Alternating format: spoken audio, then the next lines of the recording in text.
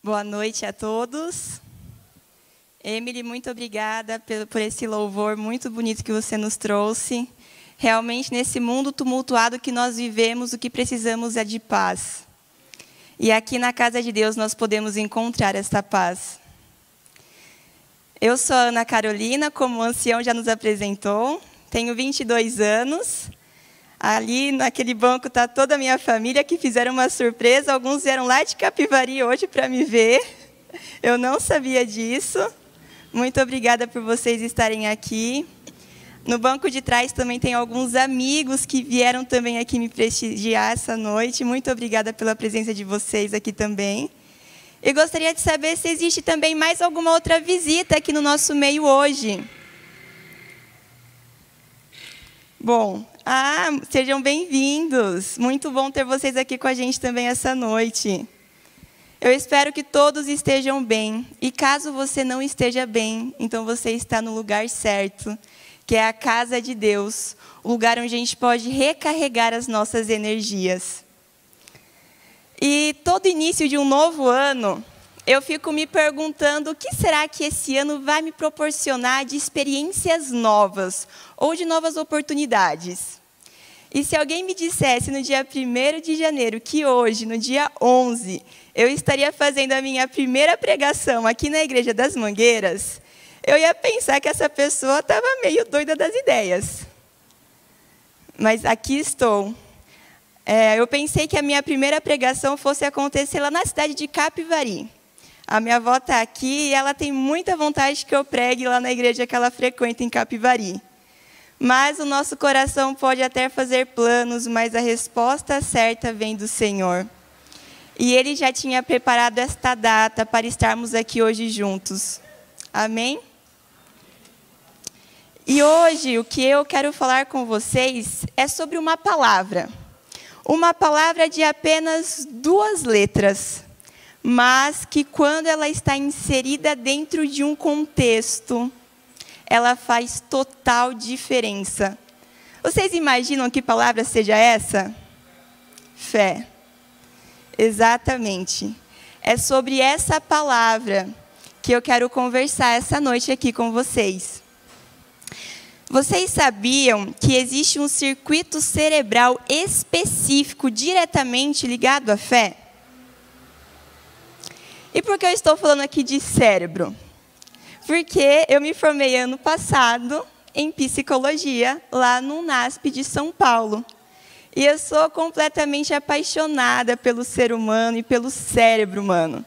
Essa máquina que nós temos, ela tem uma engenharia tão perfeita que o nosso Criador colocou no nosso corpo. E eu falei assim, eu não podia fazer minha primeira pregação e não trazer um pouco sobre o cérebro, né? Não faria sentido.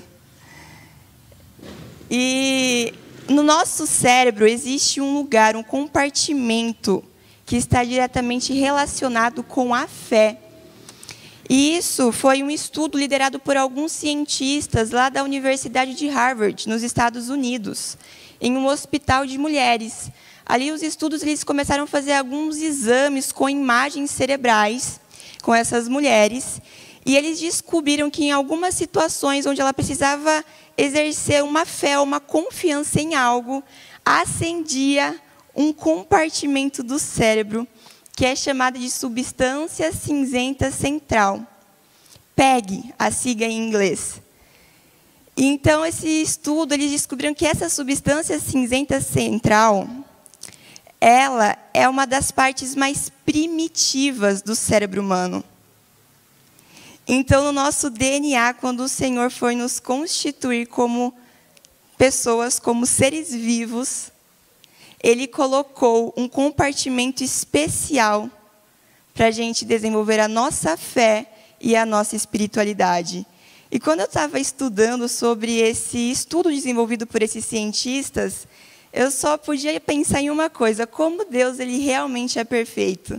Até nisso Deus pensou, em criar um compartimento especial para desenvolvermos a nossa fé, a nossa espiritualidade com o Criador. E aí eu comecei a pensar, o que é fé? A fé ela é muito mais do que um sentimento. A fé ela é um ato racional. Um ato racional de entrega e confiança em algo ou alguém que consideramos superiores a nós mesmos. E aí eu te pergunto, em quem você tem depositado a sua fé? Porque o segredo da fé não está em nós, mas sim em quem depositamos ou em quem estamos acreditando. E em quem você tem depositado a sua fé? Você tem depositado a sua fé, talvez, no seu cônjuge? Talvez você esteja depositando a sua fé no dinheiro? Talvez você esteja depositando a sua fé nos seus bens materiais? Talvez você esteja depositando a sua fé em um político? Em quem você está depositando a sua fé? Eu acho que vale a reflexão, porque isso é muito importante. Porque quando alguém vai te perguntar isso, você vai responder, eu deposito a minha fé em Deus. Mas será que no cotidiano da sua vida, nas atividades que você desenvolve diariamente, é em Deus realmente que você tem depositado a sua fé e a sua confiança? Ou você tem apegado às coisas desse mundo?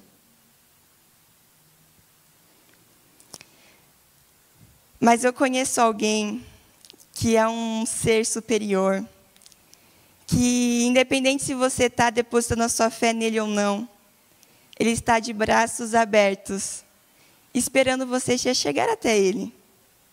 E se você se achegar aos pés do Criador do Universo, ele nunca vai te recusar.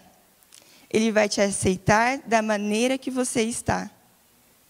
Porque quando você se achega a Ele e abre o seu coração da maneira que você está, e deposita a sua fé nele, o poder dele começa a agir em sua vida, e a sua vida é transformada.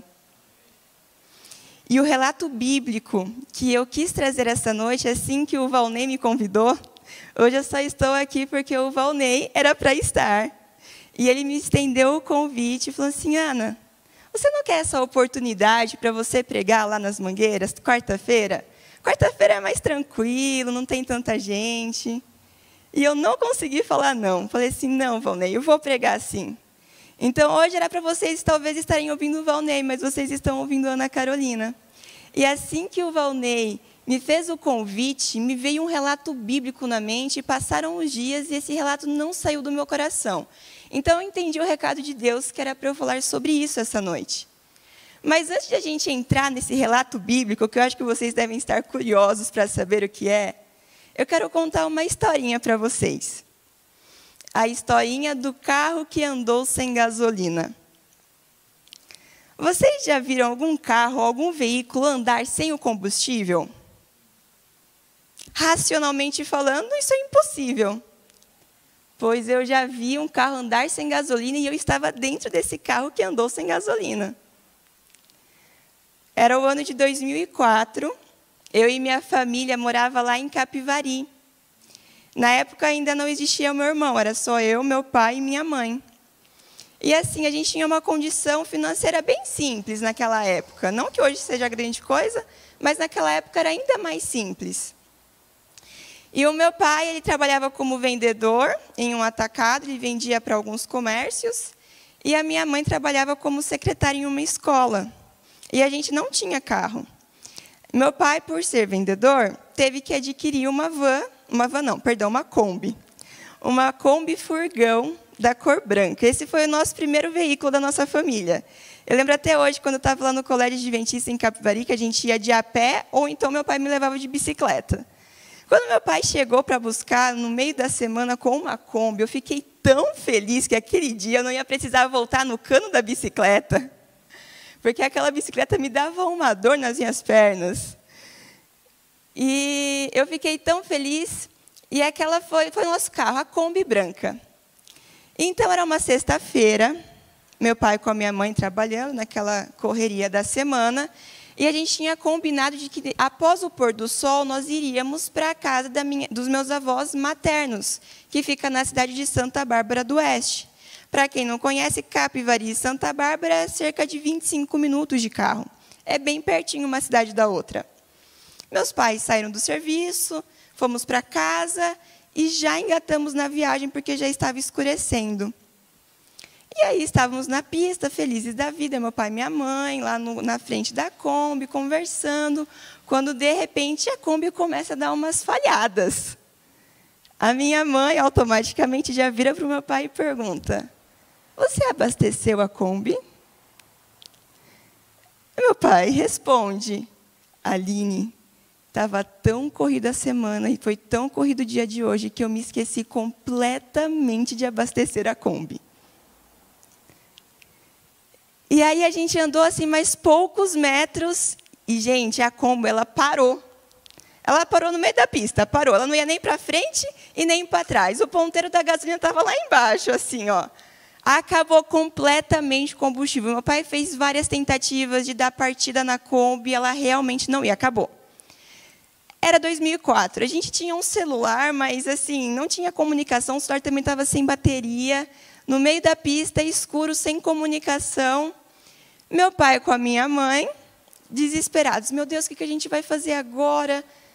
Eu, com 4 anos de idade, na minha cabecinha, pensei, se tem um problema que a gente não consegue resolver, eu vou pedir para quem pode resolver esse problema, como meu pai e como minha mãe me ensinaram.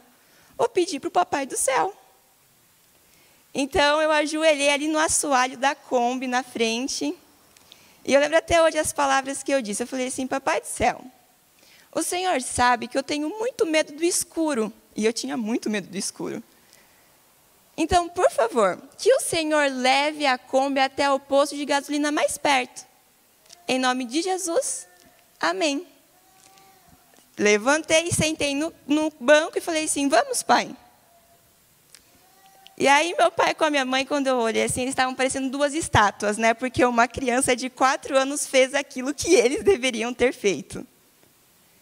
Meu pai, então, deu a partida na Kombi. A Kombi ligou. A Kombi firmou. E a gente chegou até o posto de gasolina, que ficava a alguns quilômetros. Isso é fé. É acreditar em algo que você não vê, mas que você tem a convicção que existe e que vai ter o poder de te ajudar. É interessante que conforme a gente vai crescendo, a gente vai se tornando adultos, a gente começa a acreditar mais em nós mesmos, pensando que a gente tem poder para resolver as coisas. E essa história da Kombi evidencia totalmente isso. Meus pais pensando que tinha poder algum de resolver aquilo, mas eles não tinham, no meio do nada, sem celular, sem combustível, o que eles iam fazer? Mas isso faz a gente refletir que nós precisamos ser como crianças. Nós precisamos ser totalmente dependentes do Pai. Você tem dependido de Deus? Ou você tem agido como um filho que quer ser independente, viver a sua vida e fazer as suas próprias escolhas da maneira que você quiser?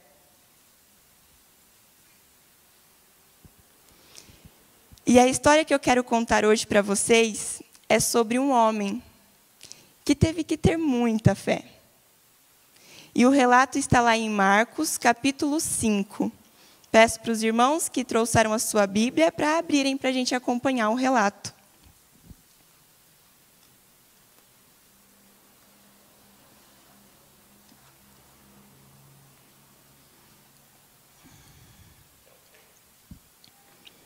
Amém? Antes de a gente ler a palavra de Deus, vamos fazer uma oração? Querido Deus, Pai amado, muito obrigado porque o Senhor é um Deus tão maravilhoso e misericordioso para cada um de nós. Agora aqui nesse momento estamos na Tua santa casa e abrimos a Sua palavra. Que o Senhor possa nos iluminar e possa abrir também o nosso coração para entender o que o Senhor quer falar conosco essa noite. É isso que eu peço e agradeço em nome de Jesus. Amém. Marcos capítulo 5, versículo 21 ao 43. É a história de quem? Que vocês leem aí no título. Da filha de Jairo. Ou melhor, talvez seja também a história de Jairo. E é interessante a gente ver que entre o versículo 21 ao 43, tem uma outra história no meio. Ali no versículo 25. É de quem? Da mulher do fluxo de sangue, que sofria 12 anos com o fluxo de sangue. É interessante que a história de Jairo começa no versículo 21, para no 24. Do 25 ao 34 é a história da mulher. E do 35 ao 43 volta a história de Jairo. Mas não é à toa que essas histórias elas se cruzam. Tem um propósito, e a gente vai entender isso nessa noite. No versículo 21, se vocês puderem me acompanhar, a gente lê assim: Jesus voltou para o lado oeste do lago, e muitas pessoas foram se encontrar com ele na praia. Um homem chamado Jairo, chefe da sinagoga, foi e se jogou aos pés de Jesus. Vamos parar por aí. Quem foi Jairo? Chefe da sinagoga. Ou seja, ele era um líder da igreja e da comunidade local, provavelmente ali da cidade de Cafarnaum. Então, era uma pessoa que exercia certa influência na sociedade e no contexto em que ele vivia. E ele sai da sua casa e vai até o encontro de Jesus. E onde Jesus estava? Do lado oeste do mar da Galileia. E diz aí no versículo 21 que ele voltou para esse lugar. Então, se ele voltou, quer dizer que ele estava lá, precisou ir para algum outro lugar e depois retornou para lá novamente. E se a gente voltar no capítulo 4 de Marcos, a gente vai ver que Jesus estava no mar da Galileia, uma grande multidão estava à sua volta, como sempre Jesus, onde ia, a multidão seguia. E aí ele estava contando algumas parábolas para aquelas pessoas. Parábolas já relacionadas à fé. Parábola do semeador, do grão de mostarda. Então ele para, chama ali os seus discípulos, seus companheiros, e fala assim: a gente vai ter que ir para o outro lado do mar. E aí entra no início do capítulo 5. Jesus ele chama os seus discípulos e vão do outro lado do mar da Galileia, somente para salvar uma única pessoa. Um homem endemoniado que sofria com uma legião de demônios dentro de si por anos. E Jesus ele para e larga toda aquela multidão só para ir do outro lado do mar da Galileia salvar esse homem. No meio do percurso, pegaram aquela tempestade, que todo mundo conhece também a história. Chegou lá, salvou o homem, libertou ele de todos os demônios que estavam dentro de si. E retornaram lá para o mar da Galileia, do lado oeste, onde eles já estavam. Porque ele sabia que lá ele tinha que salvar mais 2 pessoas. E aí, então, é nesse contexto que Jesus tinha acabado de chegar no mar, ali do lado oeste do mar da Galileia, depois de libertar o homem dos seus demônios que estavam no seu corpo, que chega Jairo correndo aos pés de Jesus. Vocês conseguem imaginar a cena? Eu sou uma pessoa que eu gosto muito de imaginar toda a cena. Então, é por isso que eu estou contando esse contexto, para vocês conseguirem imaginar junto comigo. E aí, no versículo 23, a gente continua lendo. Jairo, então, chega suplicando aos pés de Jesus, dizendo assim: minha filhinha está morrendo, por favor, venha e ponha as mãos sobre ela, cure-a para que ela viva. E ele fica pedindo isso, diz a Bíblia, repetidamente. Vocês conseguem imaginar, então, a cena? Jesus acabou de chegar da viagem, tinha libertado o homem, aquela multidão já estava esperando, chega Jairo suplicando aos seus pés repetidamente, para ele ir salvar a sua filha, porque ela estava morrendo. E o que Jesus faz? Atende o convite de Jairo. Começa, então, a caminhar agora em direção à casa de Jairo. E no caminho, se a gente for lendo a história, parece que Jesus estava, entre aspas, enrolando, né? Não estava com tanta pressa assim para chegar logo até a casa de Jairo. Ele vai indo, a multidão vai o acompanhando, ele vai conversando com o pessoal, e Jairo junto com ele. Quando, de repente, no versículo 35... a gente lê que Jesus estava falando quando chegaram alguns empregadores da casa de Jairo e disseram: seu Jairo, a menina já morreu. Não aborreça mais o mestre. Se a gente parasse por aí a história e a gente não soubesse o desfecho dela, a gente poderia até pensar: nossa, Jesus poderia ter se apressado então um pouco mais, né, para chegar logo na casa de Jairo e poder salvar a menina. Por que será que Jesus demorou, foi enrolando?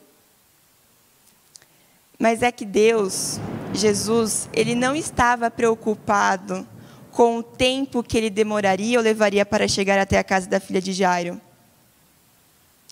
Ele não estava preocupado com o tempo, porque ele é dono do tempo. Ele não estava preocupado com a condição que ele ia encontrar a filha de Jairo, porque independente da maneira que ela estivesse, enferma ou morta, ele sabia que tinha poder para restaurar a sua vida. E ele também não estava preocupado em se apressar tanto para chegar até a casa na casa de Jairo, porque no caminho ele tinha uma outra filha também para salvar. E aí que a gente entra no versículo 24 a 35, que é a mulher de fluxo de sangue. Porque enquanto Jesus está caminhando para a casa de Jairo, que essa mulher tem a oportunidade de se achegar junto à multidão e tocar no manto de Jesus e ser curada. Jesus, ele não estava demorando. Ele estava dando a oportunidade para que a sua outra filha também fosse curada. E a gente pode ver que nessa história tem alguns paralelos. A mulher sofria com esse fluxo intenso de sangue durante 12 anos da sua vida. A filha de Jairo também tinha 12 anos de idade. Enquanto uma, há 12 anos atrás, recebia a triste notícia dessa doença, a filha de Jairo estava ganhando a vida. Mas ambas, independente de suas condições, foram alcançadas pelo amor, pelo poder e pela misericórdia de Deus. E eu quero dizer isso para você nessa noite. Se você está passando por algum momento de difícil na sua vida, de dificuldade, de tribulação, faça como Jairo. Corra aos pés de Jesus, porque Ele é o único que vai poder te socorrer. Às vezes pode não ser da maneira como você quer, mas vai ser da maneira como você precisa. E aí, qual que foi o desfecho da história da mulher do fluxo de sangue? A gente pode ler no versículo 34, que diz assim: Jesus olha então para a mulher, depois de perceber que foi ela quem havia tocado em seu manto e de que havia saído o poder. Ele olha para ela e fala assim: minha filha, você sarou ou você curou, porque teve fé. Vá em paz, você está livre do seu sofrimento. Você foi curada porque teve fé. Ela não foi curada porque tocou no manto de Jesus. Ela foi curada porque teve fé em Jesus. Foi curada porque a sua fé estava depositada no Deus Todo-Poderoso. E aí eu pergunto: em quem você está depositando a sua fé?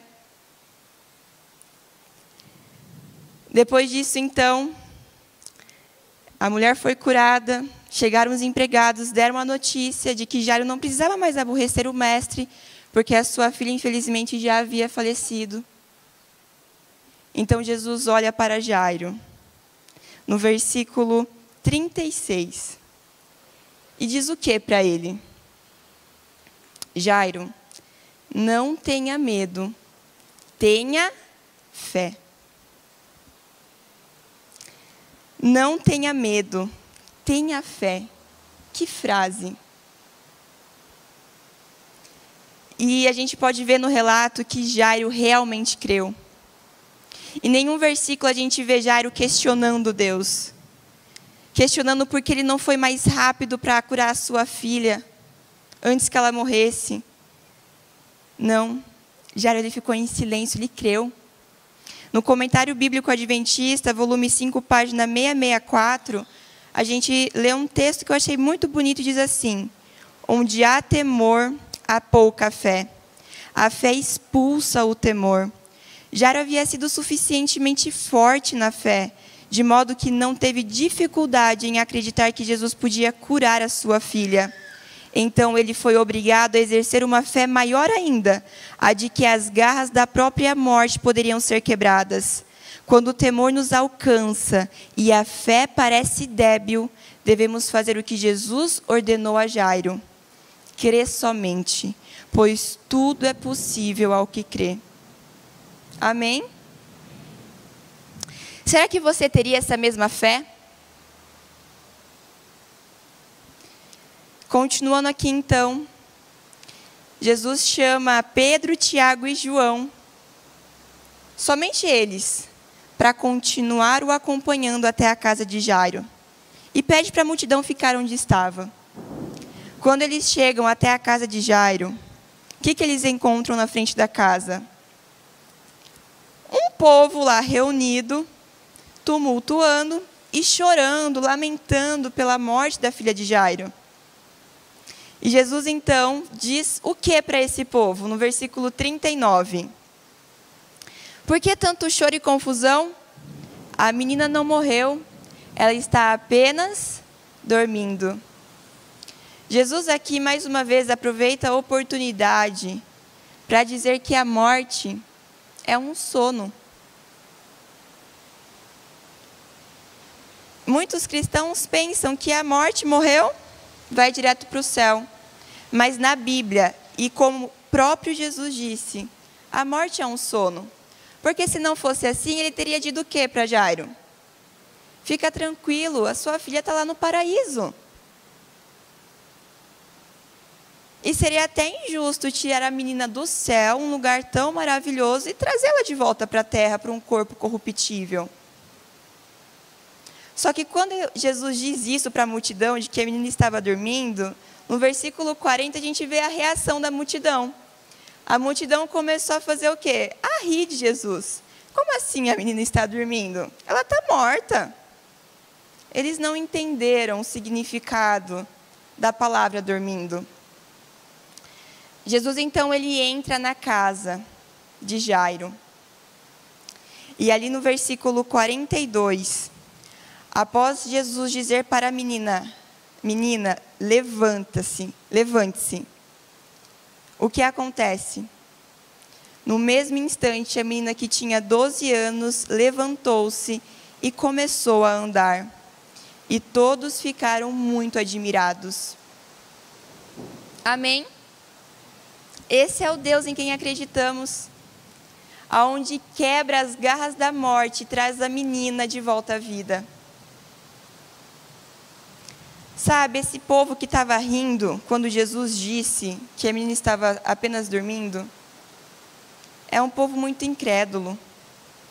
E às vezes nós estamos no meio desse povo. Às vezes nós rimos da cara de Jesus.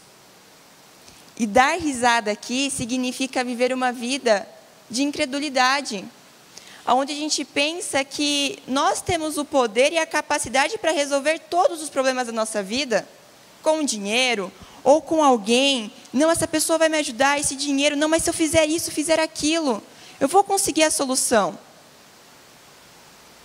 É como esse povo que estava rindo da palavra de Deus. Deus havia dito que a menina estava dormindo, mas o povo riu. Jesus diz que está disposto a te ajudar, mas você recusa a ajuda dele.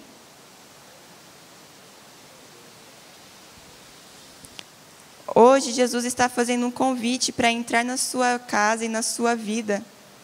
Assim como ele entrou na casa de Jairo e restaurou a vida da sua filha. Ele está fazendo o mesmo convite para você.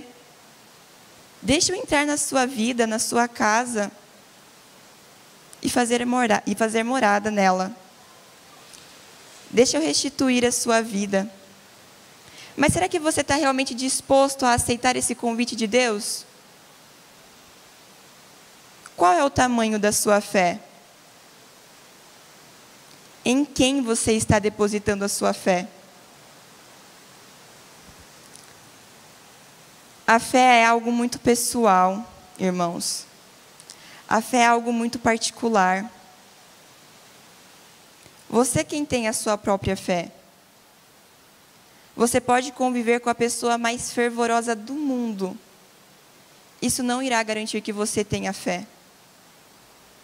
A sua fé não depende dos outros. A sua fé depende apenas de você e do seu relacionamento com Deus. Você tem passado com Deus, tempo com Deus, para desenvolver a sua fé? Eu quero terminar o sermão dessa noite contando uma outra história para vocês. Outra história sobre a minha vida. Em 2019, perto do Natal, surgiu aqui no meu rosto, na minha bochecha, um caroço que aparentemente era uma espinha. Ah, tô com uma espinha perto do Natal, ainda bem que tem maquiagem que dá para eu esconder nas fotos. Não me preocupei, pensei que fosse uma espinha. Passou 1, 2, 3 semanas e aquela suposta espinha não sumia. Ela só crescia. E ela era diferente porque ela não tinha uma ponta amarela de pus, ela era meio dormente no meu rosto.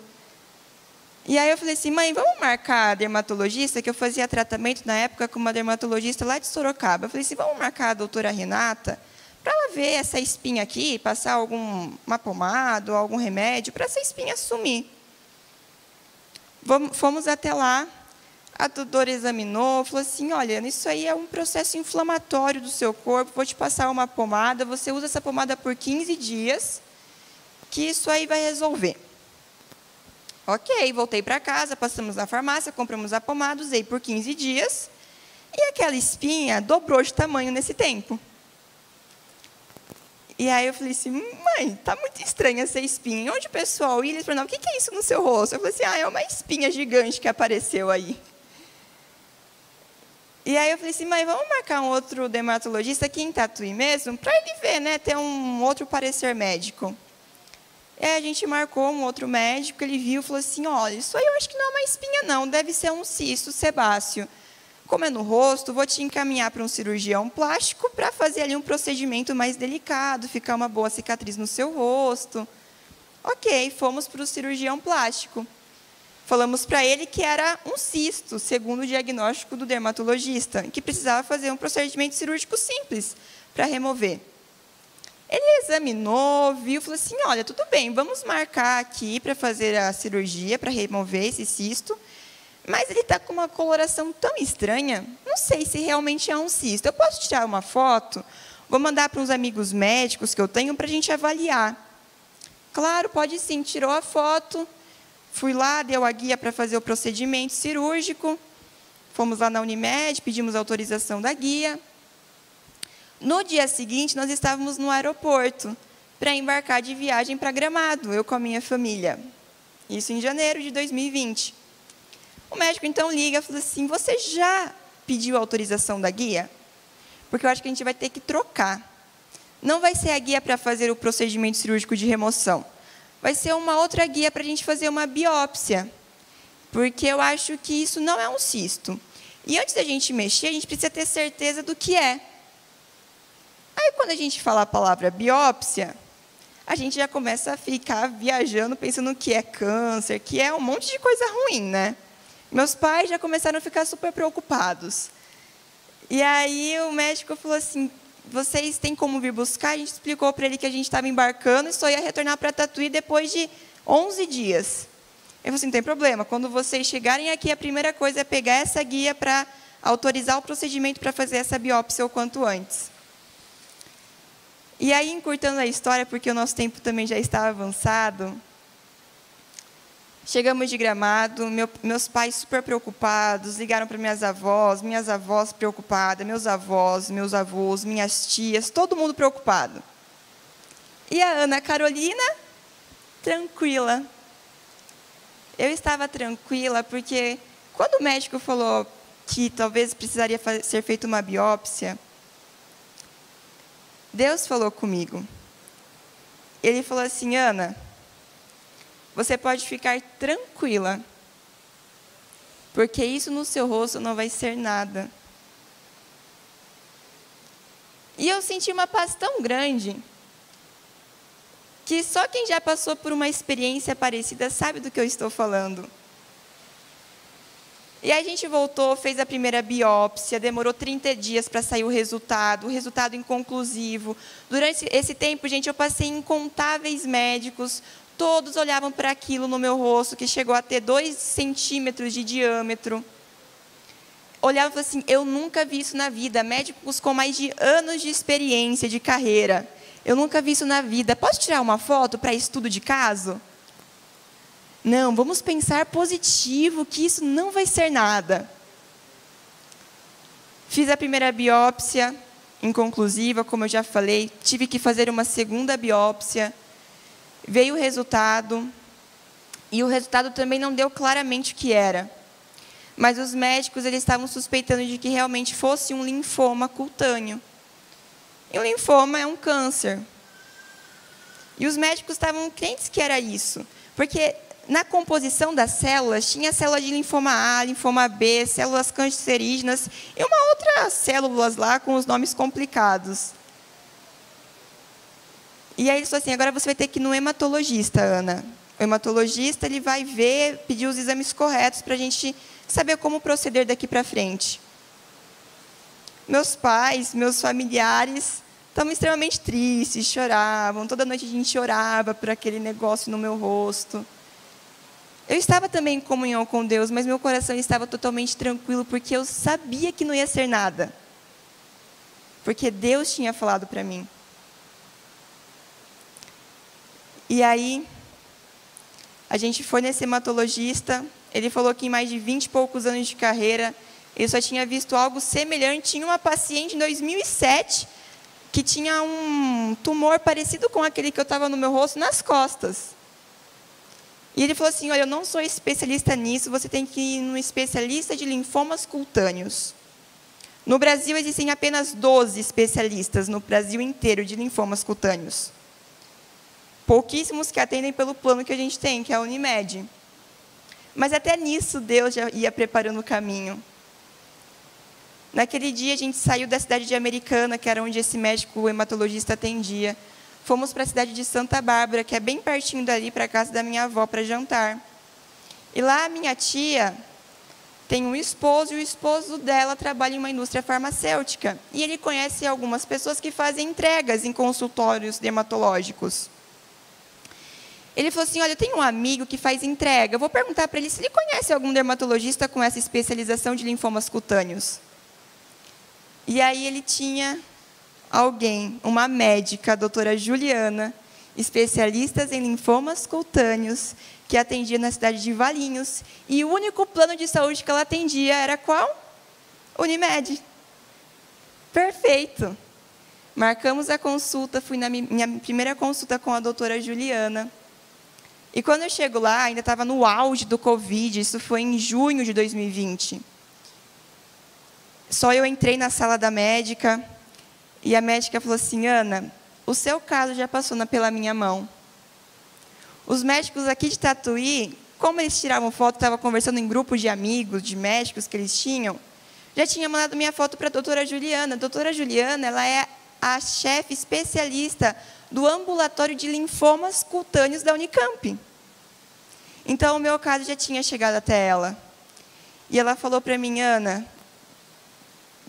vendo toda a trajetória de como foi a evolução dessa lesão, com o resultado aqui da biópsia na minha mão, eu vou fechar o seu diagnóstico como um pseudolinfoma, um falso linfoma. Não era câncer. Amém? Tive que fazer os tratamentos ali necessários, mas nada que se compara ao que se fosse realmente um câncer. Jesus já tinha falado para mim que não ia ser nada. E eu acreditei, eu confiei. Demorou para chegar o resultado daquilo. Foram 7 meses de luta, de exames, de consultas médicas. Mas a resposta de Deus chegou. Às vezes a gente não entende porque algumas coisas demoram. Mas é que Deus, Ele não age no nosso tempo. Ele age no tempo dEle. Ele age no tempo correto para as coisas acontecerem na sua vida. E eu quero encerrar o sermão de hoje dizendo a frase que Jesus disse para Jairo. Independente da situação que você esteja vivendo, não tenha medo, tenha fé. Qual é o tamanho da sua fé? Em quem você tem depositado a sua fé? Não tenha medo, tenha fé. Porque o Deus em quem acreditamos, Ele não dorme. O Deus em quem acreditamos, Ele é muito, muito poderoso. Ele é dono de tudo isso que os nossos olhos conseguem ver. E coisas que a gente não consegue nem imaginar. E se Ele diz que vai estar ao seu lado a todo momento, é porque Ele está ao seu lado a todo momento. Te ajudando, te socorrendo, te amparando, te dando paz e dando o descanso. Por isso, irmãos, não tenham medo, tenham fé. Como o tempo está avançado, a gente não vai cantar o hino final. Então, eu quero convidar os irmãos a fechar os seus olhos, ficarem em pé, para a gente fazer uma oração para encerrar o culto.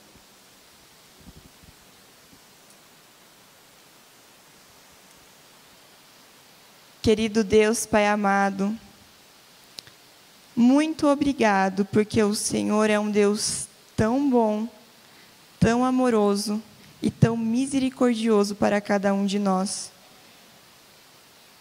Nós estamos aqui nesse momento reconhecendo o seu poder e queremos suplicar que o Senhor nos ajude a desenvolver a nossa fé.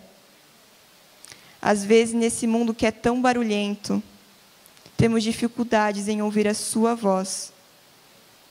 Mas que o Espírito Santo esteja atuando em nossos corações e em nossas mentes, para que a cada dia, a cada hora e a cada segundo da nossa vida, nós possamos te ouvir e depositar a nossa fé em ti, porque o Senhor é o único que tem o poder para realmente nos ajudar. Que essa seja a nossa confiança e a nossa certeza nessa noite e em todos os outros dias da nossa vida. Nos leve para casa em segurança e em paz. É isso que eu oro, não porque há mérito em mim, mas porque há mérito no sangue de Jesus Cristo. Amém.